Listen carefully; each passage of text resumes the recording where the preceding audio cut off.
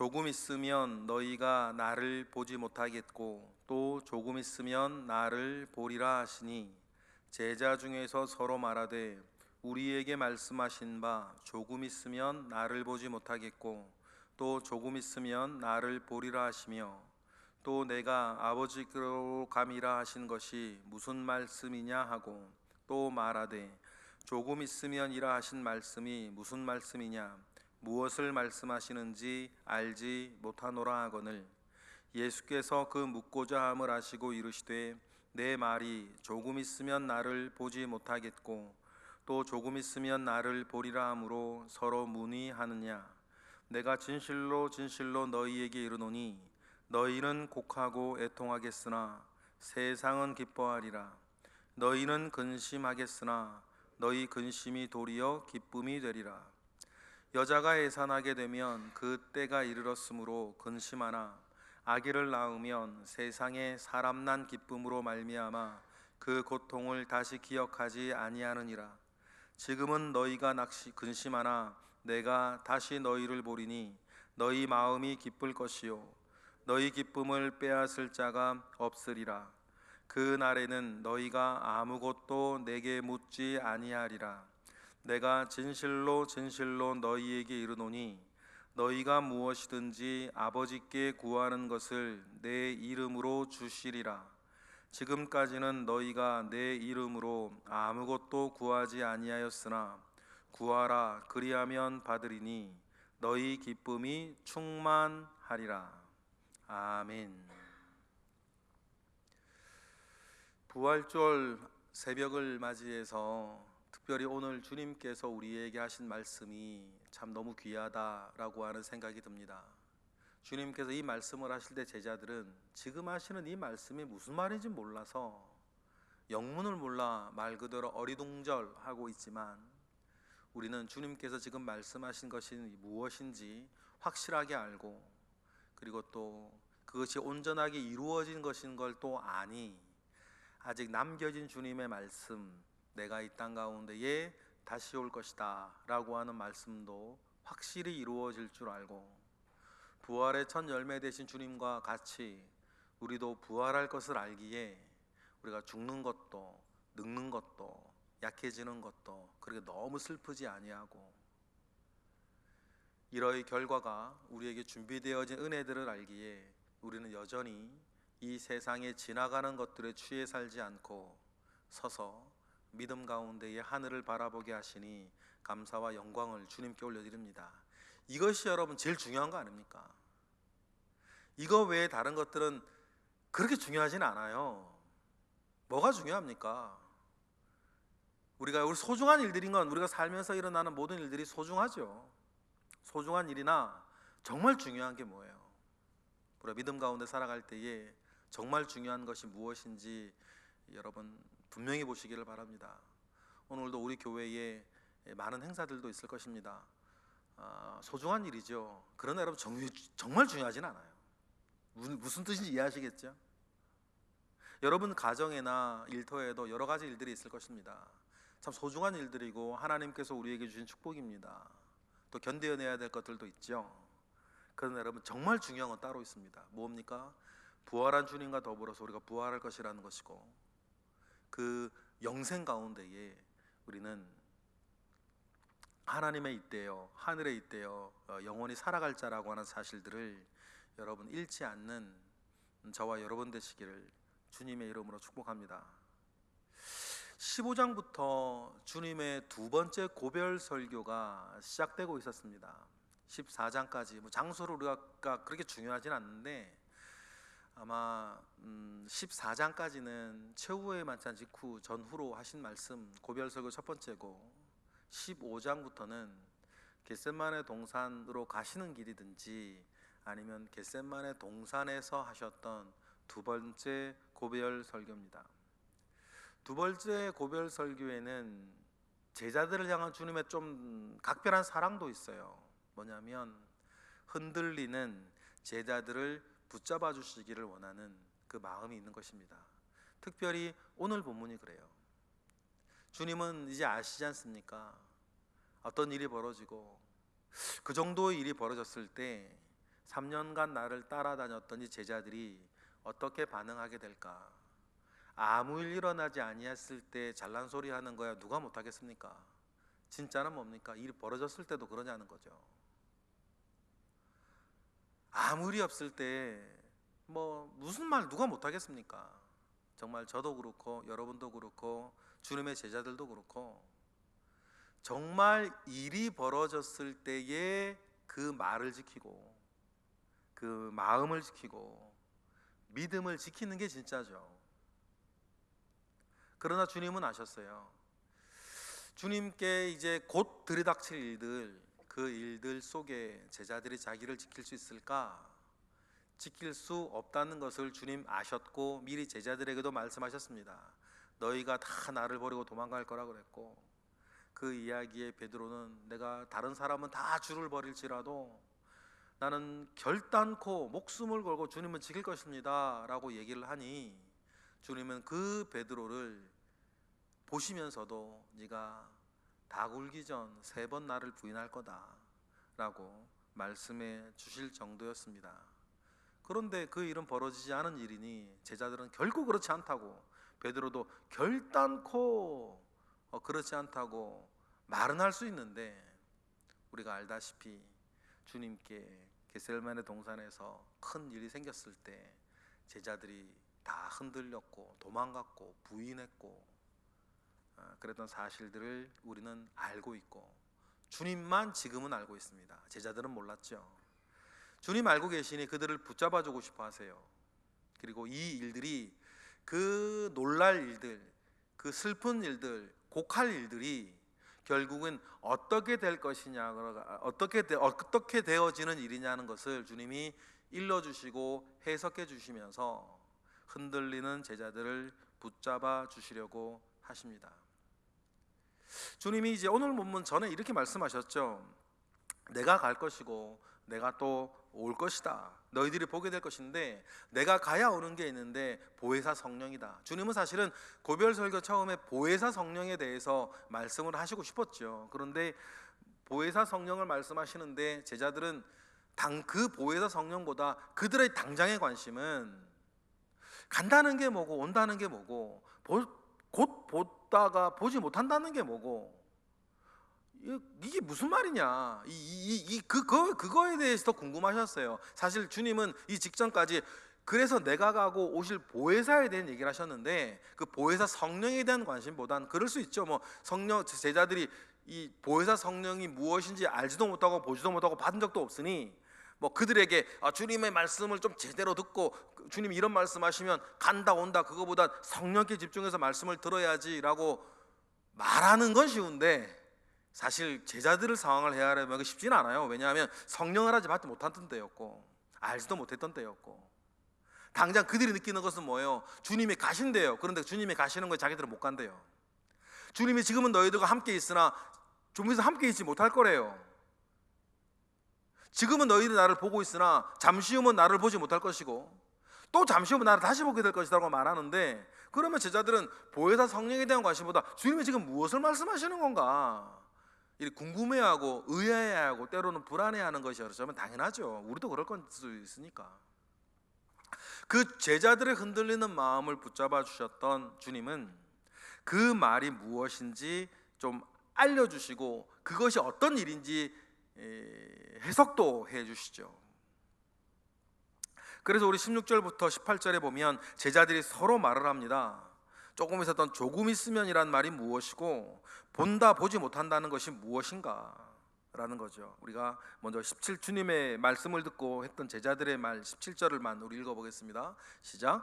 제자 중에서 서로 말하되 우리에게 말씀하신 바 조금 있으면 나를 보지 못하겠고 또 조금 있으면 나를 보리라 하시며 또 내가 아버지께로 감이라 하신 것이 무슨 말씀이시냐 하고 그들은 의문을 가지고 서로 간에 수근수근거리는 거죠. 여러분, 여기 첫 번째 17절 첫 번째 조금 있으면 나를 보지 못하겠고 라고 했을 때의 조금 있으면이 뭐겠어요?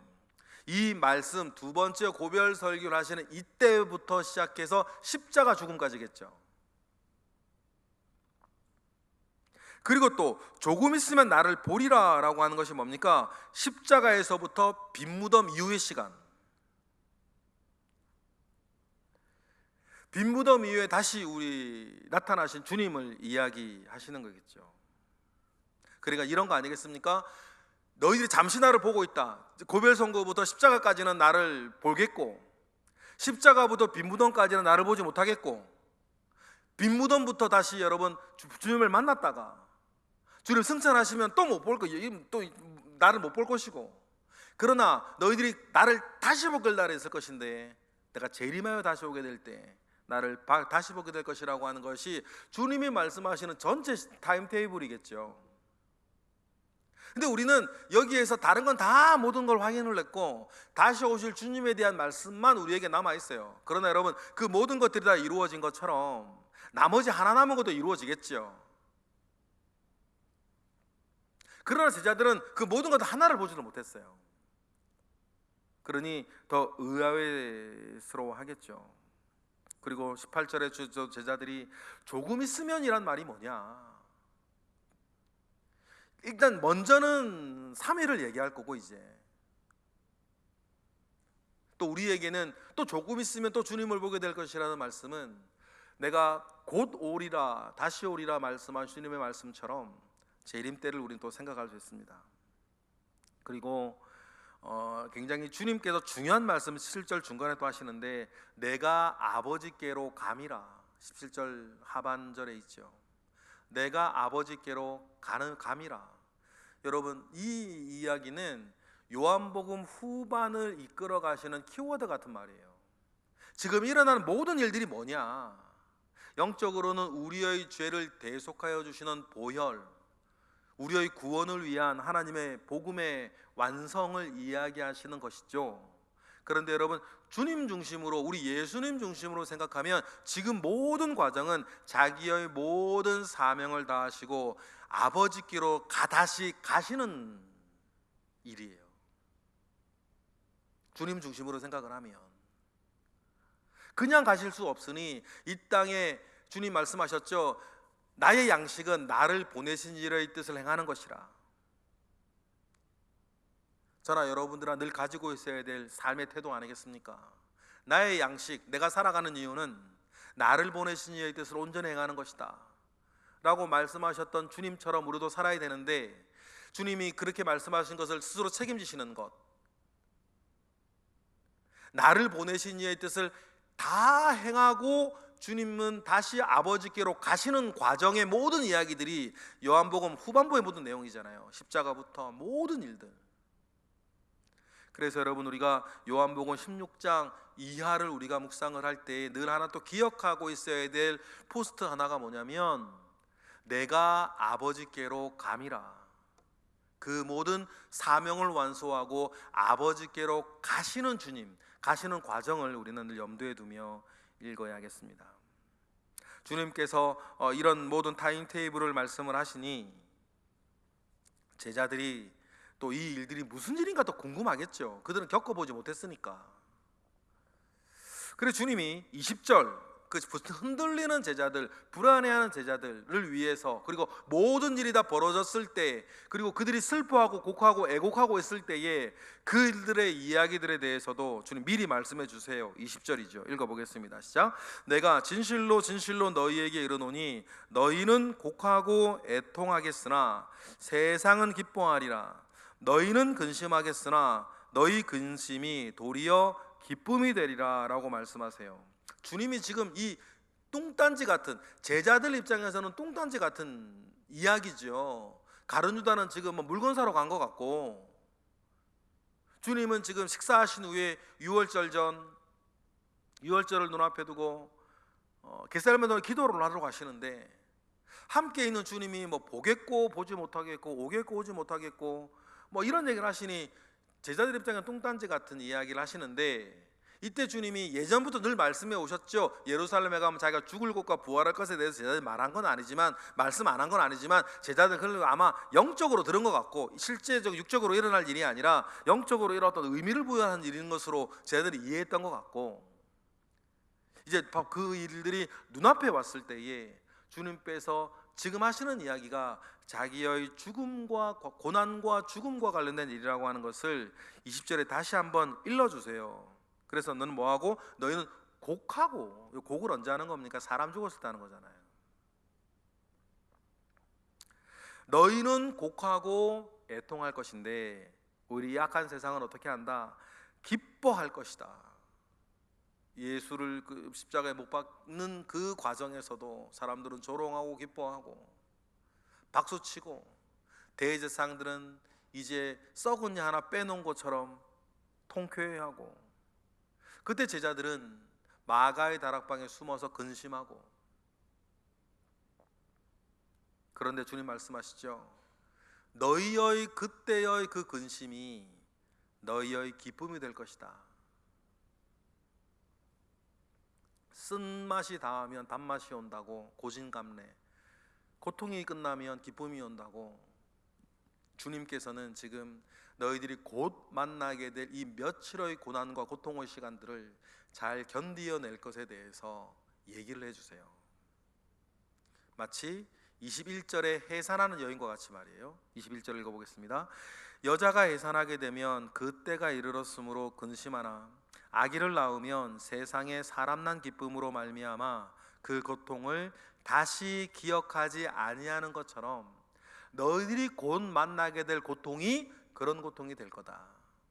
그래 주님이 3월 4일 뒤 부활하시고 그리고 승천하시고 성령 받으면 이 모든 과정들이 왜 필요했었는지를 너희들이 이해하게 되고, 이제는 해산한 아이가 아이 보며 기뻐하면서 해산 때의 고통을 잊어버리는 것처럼 너희들도 그렇게 될 것이니까 뭐 하지 말라는 거예요? 흔들리지 말라는 거예요. 여러분 기억하세요? 주님이 참 괴로워했던 순간이 요한복음에는 3번이 나오는데 그 중에 한 번이 언제였습니까? 죽은 나사로 앞에서 마리아의 믿음이 흔들릴 때였어요. 주님 그때 참 독특하게 요한복음은 그때 괴로워하다, 주님이 괴로워하셨다라고 기록하고 있죠. 여러분 제자들의 믿음이 흔들리는 것, 흔들리게 되는 것, 주님 참 괴로워하실 만한 일 아닙니까? 그래서 미리 그 전에 붙잡아 주시기 위해서 이런 말씀을 하시는 거예요. 여전하지 않겠습니까? 어떤 일로든 우리의 믿음이 흔들리면 주님 괴로워하신다. 여러분 그래서 어떤 일이 있으나 여러분 화날 수 있고 우리 그럴 수 있어요. 그러나 그렇더라도 주님을 향한 우리의 믿음은 흔들리지 않기를 바라요. 지금 주님께서 제자들에게 하시는 말씀도 그거 아닙니까? 엄청난 일이 너희들에게 지금 들어닥칠 건데 곧 너희들이 실패하고 좌절하고 넘어질 건데 그래도 뭐하지 마, 믿음 흔들리지 말아라. 미리 일러주시죠. 22절도 같은 차원에서 말씀하시는 겁니다. 22절 읽어보겠습니다. 지금은 너희가 근심하나 내가 다시 너희를 보리니 너희 마음이 기쁠 것이요 너희 기쁨을 빼앗아갈 자가 없으리라. 그러니 그들의 불안함을, 제자들의 불안함을 잠재워 주시며 특별히 마지막 날에는 의심할 수 없는 큰 기쁨이 온다는 것을 기억을 하고 잘 견뎌내라. 지금 주님께서 이 말씀을 하시는 이때에는 이 얘기가 제자들한테 큰 능력이 되진 않을 거예요. 그런데 언제 능력이 될까요? 그들이 불안해졌을 때, 그들이 두려워졌을 때, 근심에 빠졌을 때, 그때 여러분 이때 주님이 해주신 말씀이 그들을 지탱해주는 마지막 끈이 되겠고 나중에 부활하시고 승천하시고 성령 받을 때에는 이 모든 것들이 나를 붙잡아 주시기 위해서 주님이 주신 사랑이었다, 미리 주신 사랑이었다는 것을 기억을 하고 더욱더 사명 가운데에 살게 하는 능력이 될 것입니다.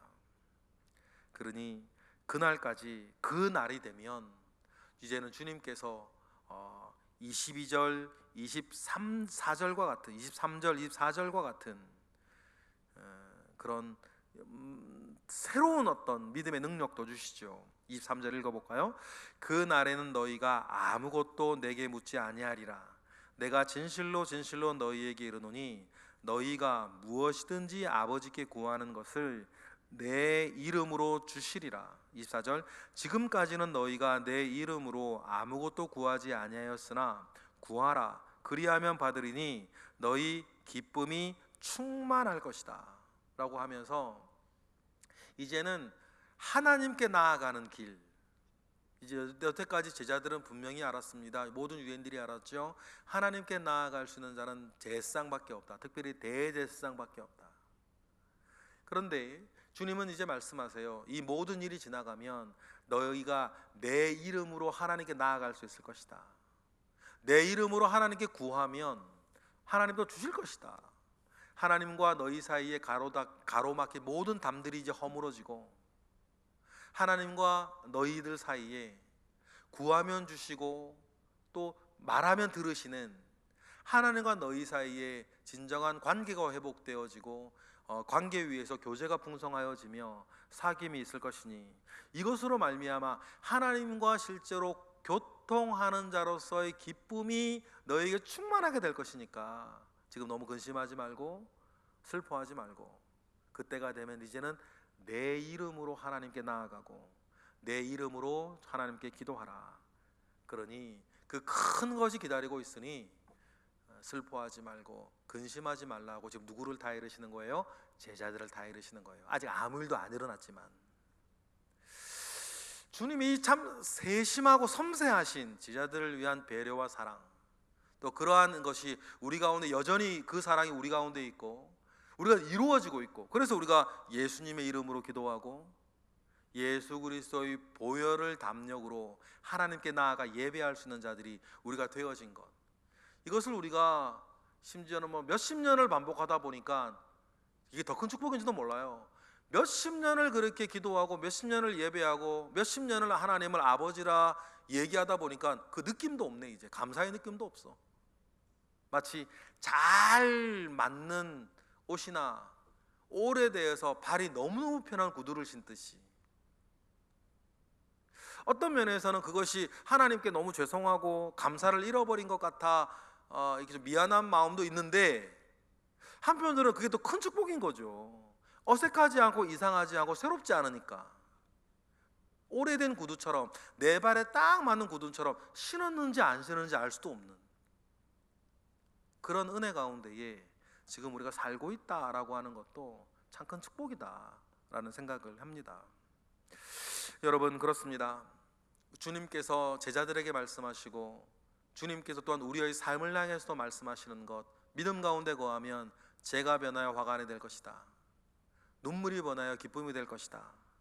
여러분, 그것을 제자들에게 이루어 주셨던 주님, 우리의 삶 가운데서 그 믿음의 어떤 결과들을 이루어 주실 줄을 믿고 오늘 우리가 할 일은 여전히 믿음 가운데서 사는 것이다.